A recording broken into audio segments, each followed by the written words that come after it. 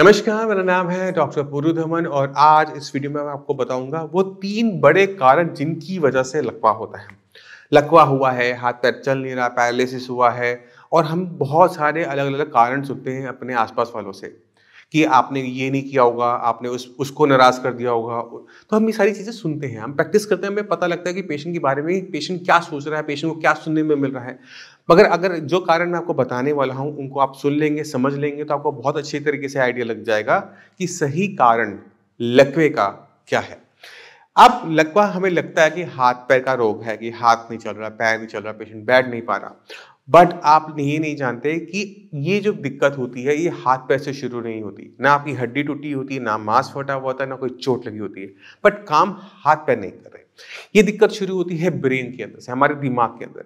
जब दिमाग के अंदर जो कोशिकाएँ हैं, जो हमारे पूरे शरीर को कंट्रोल करती हैं, जो हमें देखने में मदद कर रही है, सुनने में मदद कर रही है, हाथ-पैर चलाने में मदद करती हैं, उनको किसी भी तरह से नुकसान हो जाए तो वो अपना काम नहीं कर पाती। हाथ को बोल नहीं पाती कि हाथ हिलो, उंगलियां हिलो, चला नहीं पाती और हमें हो जाता है लकवा।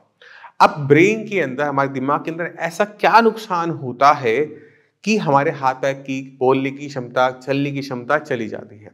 ये नुकसान 2-3 टाइप से ही हो सकता है। तो सबसे पहला कारण होता है ब्रेन को नुकसान पहुंचाने का, वो है क्लॉट का आना। हम खाना खाते हैं, खाने में कोलेस्ट्रॉल भी होता है।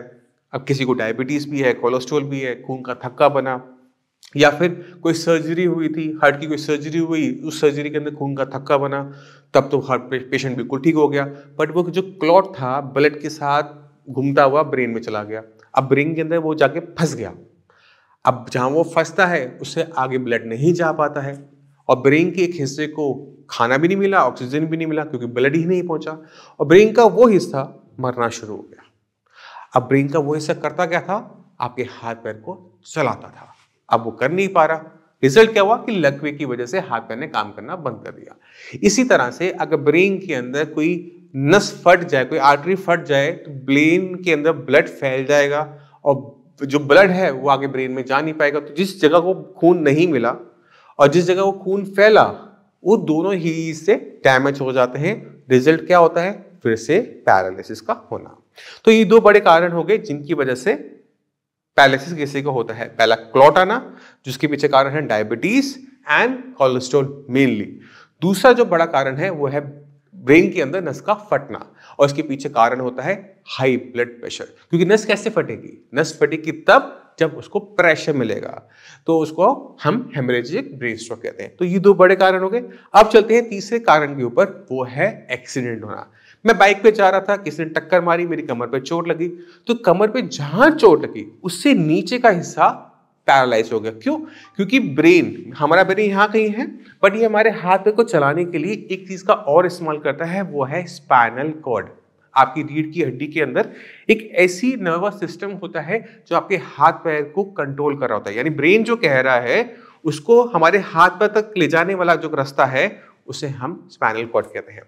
अगर स्पाइनल कॉर्ड को कुछ हो जाए तो ब्रेन ने तो काम किया, बट जो उसका मैसेज है वो हाथ पैर तक पहुंचेगा नहीं। तो जहां चोट लगती है उसके नीचे का हिस्सा पैरालाइज हो जाता है। मान लो मेरी गर्दन पे चोट लगेगी तो क्या होगा कि गर्दन से नीचे का हिस्सा सारा लकवा, मेरे दोनों हाथ जाएंगे, दोनों पैर जाएंगे। मगर अगर मेरे हाथ से नीचे कमर में कहीं यहाँ पे चोट लगेगी तो मेरे हाथ काम करते रहेंगे बट पैर काम करना बंद कर देंगे। तो ये भी एक सबसे बड़ा कारण होता है लकवे का। अब हम एक्सीडेंट को तो रोक नहीं सकते, जब होना है वो तो दुर्भाग्य से होना है, उसको हम कुछ नहीं कर सकते। बट बीपी और शुगर से होने वाले लकवे को हम रोक सकते हैं होने से पहले ही। अगर आपको बीपी और शुगर की दिक्कत है तो आपका फर्ज बनता है कि बीपी शुगर को ठीक रखो, जिससे आप कम से कम लकवे और लकवे जैसी और जो बड़ी बीमारियां हैं जो बीपी शुगर से बनती है उससे आप बच जाओ। मगर अगर किसी भी कारणवश हमें पैरालिसिस हो भी गया है तो हमें समझना पड़ेगा कि ब्रेन के बारे में, क्योंकि नुकसान तो वही हुआ है, उसी को रिकवर करना पड़ेगा। हाथ पैर की एक्सरसाइज सिर्फ कर लेने से क्या हमारे ब्रेन के अंदर जो नुकसान है उसकी भरपाई हो पाएगी? आंसर है नहीं। इसी वजह से जब भी कोई पैरालिसिस का पेशेंट होता है, कई महीनों तक एक्सरसाइज करता रहता है, कई सालों तक एक्सरसाइज करता है, फिजियोथेरेपी भी करवाता है, पर उसे आराम नजर नहीं आ रहा होता, कोई इंप्रूवमेंट नजर नहीं आ रही होती, दोबारा काम पे जाने लायक नहीं बन पा रहा होता।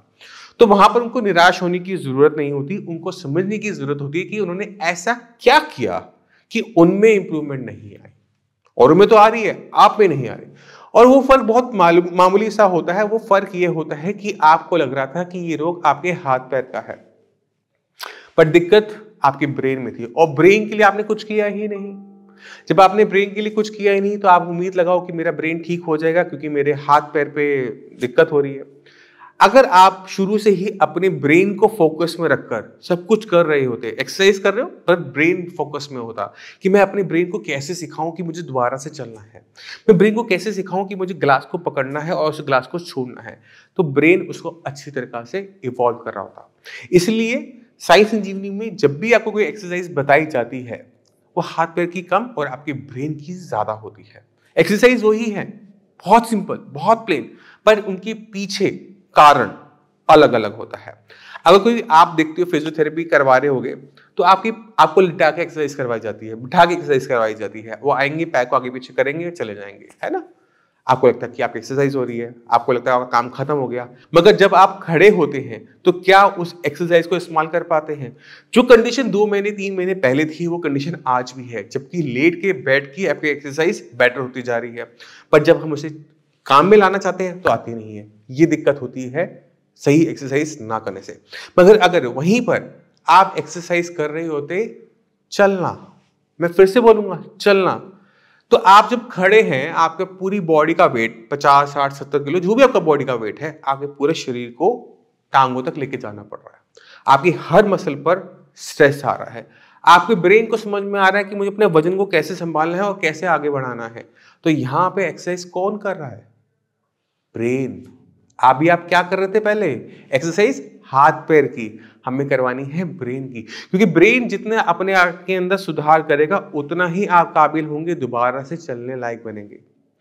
ये बात सुनने में अच्छी लगती है, करने में और भी अच्छी है। अब मैं चाहता हूं कि पहले आप कुछ पेशेंट से मिले और समझें कि सही तरीके से सही डायरेक्शन में काम करने से क्या रिजल्ट मिलता है। नमस्कार, मेरा नाम है डॉक्टर पुरुधमन और आज हमारे साथ पैरालिसिस के पेशेंट हैं प्रवीण शर्मा जी। प्रवीण शर्मा जी करनाल में रहते हैं और इनको लास्ट मंथ 13 तारीख को पैरालिसिस हुआ था, जिसके अंदर इनकी लेफ्ट लेग के अंदर जो मूवमेंट थी वो कम्प्लीटली चली गई थी। प्रवीण जी की मेरे ख्याल से फैमिली मेम्बर्स हमारे पास आते हैं तो इनको वहाँ से रेफरेंस मिली और ये आए हमारे पास, और विद इन 2-3 डेज़ ये जो नॉर्मल वॉक इनकी स्टार्ट हो गई। तो ज़्यादा बात ना करते हुए मैं चाहता हूँ कि हम चलते हैं प्रवीण जी के पास और उनसे उनका एक्सपीरियंस पूछते हैं। तो प्रवीण जी, आपको ये हुआ कब था? मुझे नवंबर 14 को 13 नवंबर को हुआ था। और क्या कंडीशन थी उस दिन? -0 कंडीशन थी। -0 कंडीशन जैसे ना -0 हो जाता है ना, टेम्परेचर हो जाता है। हाँ। मतलब इतनी बुरी कंडीशन थी कि मैं उसको माइनस, इससे नीचे कोई फिगर नहीं थी कि मैं दे नहीं पा रहा था। चल पा रहे थे? बिल्कुल नहीं। हाथ ठीक थे? हाँ ठीक थे। वीकनेस थी एक हाथ में? हाँ जी, हाँ जी। बोलना ठीक था? बोलना ठीक था जी। बोलना ठीक था। तो आपको यहाँ का एड्रेस किसने बताया था साइंस इंजीनियरिंग का? पहले तो ये बताओ। देखो, साइंस इंजीनियरिंग का एड्रेस मुझे मेरे घर से मिला। मेरे छोटे भाई की वाइफ को पैरालाइज हुआ पिछले 2-3 साल पहले। अच्छा। उस समय वो बिल्कुल बेड पे थी, हम स्ट्रेचर पे लेकर आए थे। अच्छा। पर आज वो अपने आप चल रही हैं, अपने परिवार को संभाल रही हैं। एक ही फैमिली में दूसरा पर्सन? हाँ जी, हाँ जी, हाँ जी, हाँ जी, हाँ जी। तो आप मेरे पास कब आए थे? मैं आपके पास 15 में। और ठीक कितने टाइम में हो गए? 17 में। मैं 2 दिन, मतलब 17 को मैं वॉक करता था अकेला, जैसे, जबकि मैं पहले बाथरूम लैट्रिन के लिए मुझे सहारा चाहिए था, बच्चों के साथ चल जाता था। पर 17 से मैं शाम को इवनिंग वॉक पे, मॉर्निंग वॉक पे जाता था खुद से। अच्छा जी। और आज की डेट में क्या कंडीशन है 1 महीने बाद? 99.9% ओके। और तो बाकी जो पैरालिसिस पेशेंट्स होते हैं उनको क्या एडवाइस करना चाहोगे? मैंने तो एड्रेस दिया। एक होता है एडवाइस देना, एक होता है एड्रेस देना। मैंने तो एड्रेस दिया कि आप यहाँ जाओ। एडवाइस तो है कि आपकी मर्जी, आप जाओ या ना जाओ, वो आती है एडवाइस। एक होता है एड्रेस, भाई यहाँ आपको कंफर्म जाना है। अच्छा, तो अब चलने में कोई दिक्कत नहीं? चलने में कोई दिक्कत नहीं। सारी चीज़ें खत्म हो गई? 100% प्योर? 100%। चलिए ठीक है। ओवरऑल एक्सपीरियंस कैसा रहा साइंस इंजीनियरिंग का? बहुत बढ़िया रहा। अगर इसको परसेंटेज में काउंट करें 100% रहा। और मैं तो, अगर इस इंटरव्यू को अगर कोई देखता है ना जी, तो मैं उसे ये बोलूँगा कि विश्वास नहीं, आँख बंद करें, अंधविश्वास करके चलिए आप। एक होता विश्वास करना, एक होता फेथ, एक होता ब्लाइंड फेथ। मैं तो ब्लाइंड फेथ कहता हूँ कि ब्लाइंड फेथ करना चाहिए। मैंने ब्लाइंड फेथ किया और आज आप सबके सामने हूँ। और शायद ये इसे जादू कह सकते हैं हम। इस एक्सपीरियंस को अगर हम सेकंड नाम देना चाहिए तो जादू है। जादू नहीं है, क्योंकि हम बहुत जल्दी स्टार्ट किया था हमने ट्रीटमेंट, क्योंकि एक ही दिन हुआ था। हाँ जी। इस वजह से रिकवरी उतनी मैंने fast इतनी रिकवरी जो मैंने फील की है साई संजीवनी में आके, इतनी रिकवरी मैंने कभी किसी से सुनी नहीं है कि किसी हॉस्पिटल में जाके और उन्होंने कहा जी आप वहाँ चले जाओ उस ट्रीटमेंट में आपको होगा, ऐसा तो मैंने सुना नहीं है, पर यहाँ देखा है। नहीं, एक्चुअली क्या होता है कि जब ब्रेन के अंदर कभी भी ऐसा कोई दिक्कत होती है तो उसमें टाइम बहुत इंपॉर्टेंट होता है। जितनी जल्दी हम सही ट्रीटमेंट स्टार्ट करते हैं उतनी ही फास्ट हमें रिकवरी देखने को मिलती है। ऐसा नहीं है कि लेट केसेस में नहीं देखने को मिलती। अगर पेशेंट अपनी मेहनत करने को तैयार है, विल पावर रखता है और ये माइंड में डाल लेता है ना, मेरा मानना ये है कि कोई चीज़ तब खत्म होती है जब हम उसे स्टार्ट करते हैं। स्टार्ट भी होते हैं और इसमें ना जब तक आपके पास खुद की इच्छा ना हो ठीक होने की, हाँ जी, हाँ जी, कोई डॉक्टर आपकी मदद नहीं करता। तो आपने खुद देखा, अगर हमारे एफर्ट्स, हमारी हर एक एनर्जी, बॉडी की एक एनर्जी को हम एक तरफ फोकस कर देते हैं, ब्रेन की तरफ फोकस कर देते हैं। हम खाना खा रहे हैं, ब्रेन के लिए खा रहे हैं। हम एक्सरसाइज कर रहे हैं, ब्रेन के लिए कर रहे हैं। हम मेहनत कर रहे हैं, ब्रेन के लिए कर रहे हैं कि ब्रेन ठीक हो जाए और मेरे हाथ पैर में दोबारा से ताकत डाल दे। तो रिजल्ट्स कुछ इसी तरह के होते हैं। मैं उम्मीद करता हूँ इस वीडियो से आप समझ गए होंगे कि 3 बड़े कारण लकवे के क्या क्या होते हैं। फिर भी कोई भी डाउट हो, कुछ भी पूछना चाहते हो, डॉक्टर्स अवेलेबल है, उनसे बात कीजिए और आपको पूरा गाइड देंगे कि किस तरह से खाना पीना बदल कर, एक्सरसाइज ठीक कर मेडिसिन की हेल्प से हम दोबारा से काम करने लायक, चलने लायक, बोलने लायक बन सकते हैं। अब इसी के साथ आपसे भी मैं चलने की आज्ञा चाहूंगा। मिलते हैं अगली वीडियो में, तब तक के लिए नमस्कार।